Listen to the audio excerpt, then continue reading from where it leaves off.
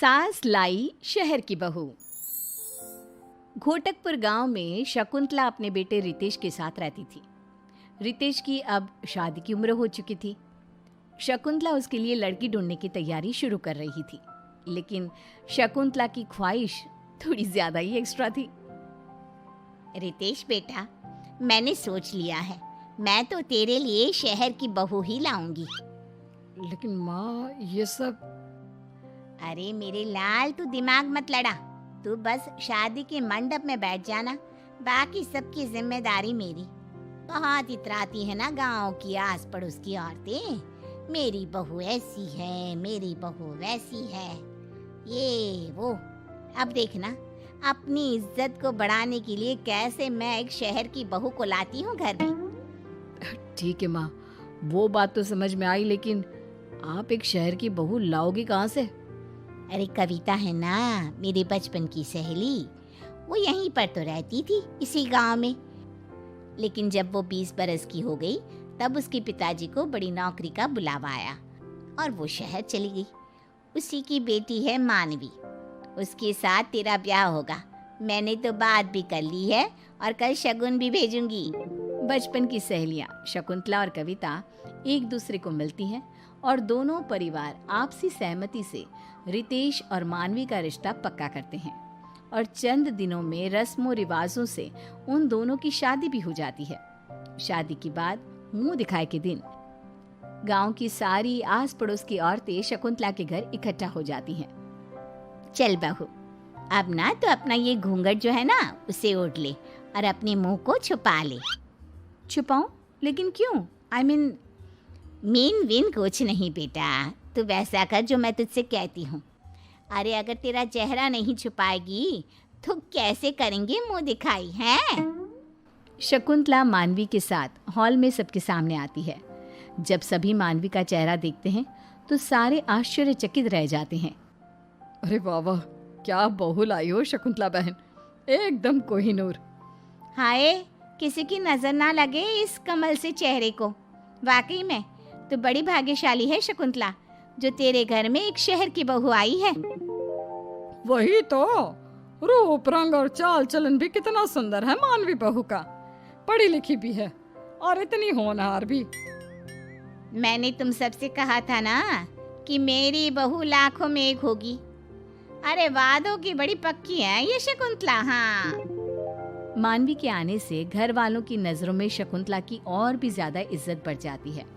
रोज कई लोग उसकी तारीफ करते और बधाइयाँ देते हैं, लेकिन शहर की बहू के आने से घर में जो परेशानियां पैदा होने लगती है, अब शकुंतला और रितेश को उसका सामना करना पड़ता है।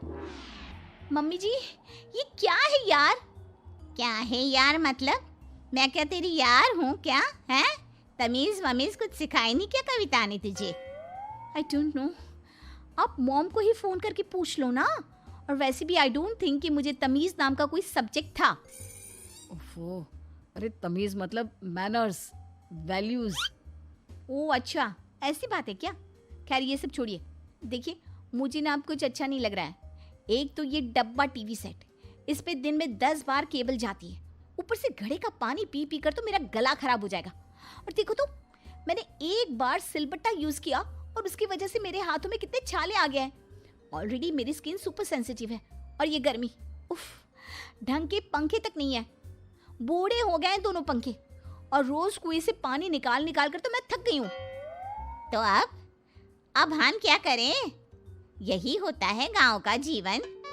हाँ मानवी, अब इसके अलावा तुम्हें और क्या चाहिए? मैं जानता हूँ कि सब कुछ एडजस्टमेंट से भरा हुआ है, मुश्किल है, लेकिन इन सब के साथ जीने की आदत डाल लो ना। तभी मानवी गुस्से से चिल्ला पड़ती है। क्या? हरगिज नहीं, आप लोगों ने मुझे खरीद नहीं लिया है, समझे आप? देखो रितेश और मम्मी जी, आप भी, मुझे घर का रेनोवेशन करना है। इस ईंट पत्थर के घर को संगे मरमर का शीश महल बनाना है। मुझे फ्रिज चाहिए, केक बनाने के लिए ओवन चाहिए, एंटरटेनमेंट के लिए बड़ा टीवी सेट चाहिए, एसी और वाटर प्योरीफायर भी लगवाना होगा, और बाहर जो तबेला है ना, उसे भी वहां से हटाना होगा। अगर हम ये सब नहीं बदलेंगे तो गांव कभी नहीं बदलेगा। मानवी की मांगों को सुनकर शकुंतला और रितेश तो हैरान रह जाते हैं। अरे मानवी बहू, आज सुबह चाय की जगह कुछ और तो नहीं गटक लिया? ये कैसी बहकी हुई बातें कर रही है? और ये तेरी जो मांगे हैं ना, इन्हें हम कैसे पूरा कर सकते हैं? ना, हमसे ये ना हो पाएगा। अरे ऐसे कैसे नहीं हो पाएगा? आपको करना ही होगा। जमीन बेच दो, गहने बेच दो, जो करना है करो, लेकिन मुझे इस खटारा लाइफ को अच्छी और क्लासी लाइफ बनाना है। और अगर ऐसा नहीं हुआ ना तो मैं मायके चली जाऊंगी, शहर, अपने घर। अरे नहीं, ऐसा मत करो। अब मैं इंतज़ाम करता हूँ, तुम्हारी सारी मांगे पूरी होंगी। तुम बस थोड़ा वक्त दे दो। ओके, लेकिन रिमेंबर, ये थोड़ा वक्त कहीं ज्यादा वक्त हुआ ना तो फिर इसका अंजाम बहुत बुरा होगा। मानवी गांव में भरे बाजार में बाहर जाते समय वन पीस और वेस्टर्न कपड़े पहनने लगी, जिसे देखकर सभी उसकी निंदा करते और बुराई करते। अरे शकुंतला, कैसी बहू है तुम्हारी? सरेआम छोटे कपड़े पहनकर गांव में घूमती रहती है। तुम्हारी नाक काटने का पूरा बंदोबस्त कर रखा है तुम्हारी शहर से लाई बहू ने। हमें तो लगा कि शहर की बहू है, होनहार, एकदम हटके होगी, लेकिन ये तो तुम्हारी इज्जत की नैया पार करने पे तुली हुई है। शकुंतला को इन सब बातों का काफी बुरा लगता है और वो गुस्से से मानवी को चिल्लाती है। मानवी बहू, तुम्हारी अकल क्या घास चरने गई है? अरे माना कि शहरी हो, लेकिन जरा तो इज्जत का मान रख लेती मेरे और अपने पति का। क्यों? आपने तो बड़ा मान सम्मान किया है मेरी मांगों का। रितेश, क्या हुआ? तुम्हारा इंतजाम हुआ कि नहीं अब तक, या फिर अगले 7 जन्म बाद होगा? Bloody idiot people. गांव के लोग ना गांव में ही धस के रह जाएंगी। और रही बात मेरे छोटे कपड़े पहनने की, तो गलती गांव वालों के नजरिए में है, मुझ में नहीं। मेरा मन जो चाहेगा, जैसा चाहेगा, मैं वैसा ही करूंगी।